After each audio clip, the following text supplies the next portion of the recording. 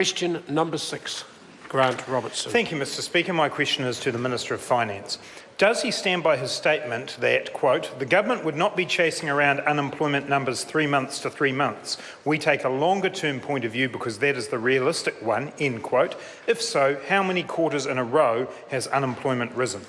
The Honourable Bill English. Mr. Speaker, yes, the unemployment rate has risen 0.1% in each of the past 4 quarters after falling in each of the 5 quarters before that.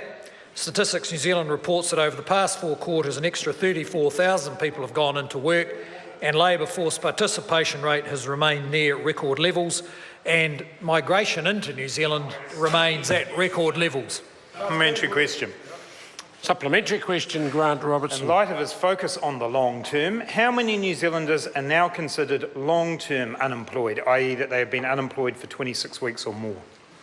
The Honourable Bill English. Mr. Speaker, I can't give that member the number off the top of my head, but the unemployed, we evaluate that in great detail actually when the welfare liability is updated every 6 months, which shows us not just who is unemployed today or has been unemployed for a longer period, but what the likely path is for those people over the next few months. And we have a very proactive system in Work and Income New Zealand for dealing with them individually. Supplementary question, Mr. Supplementary question, Grant Robertson. To help the Minister out, why are there now 46,000 people who are long-term unemployed if he has so much activity going on to address their concerns?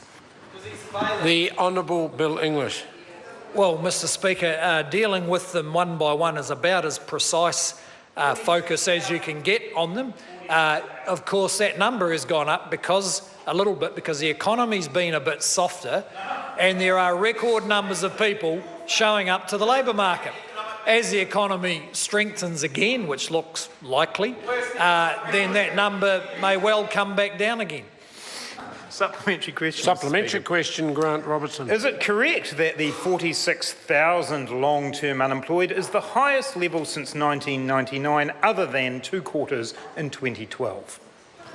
The Honourable Bill English. Well, Mr. Speaker, I would certainly want to investigate the number because, as the member will be aware, in the welfare reform process there has been a lot of reclassification of people, and the product of that reclassification is a lot more people are now regarded as available for work, who used to languish on the sickness benefit under the Labor government, who decided they were hopeless and gave up on them.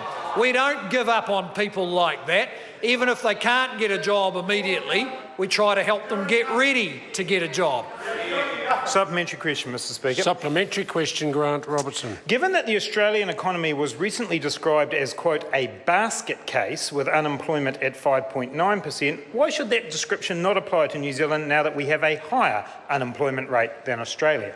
The Honourable Bill English. Well, Mr. Speaker, to be fair to our cousins across the Tasman, basket case is probably exaggerating the challenges that economy has.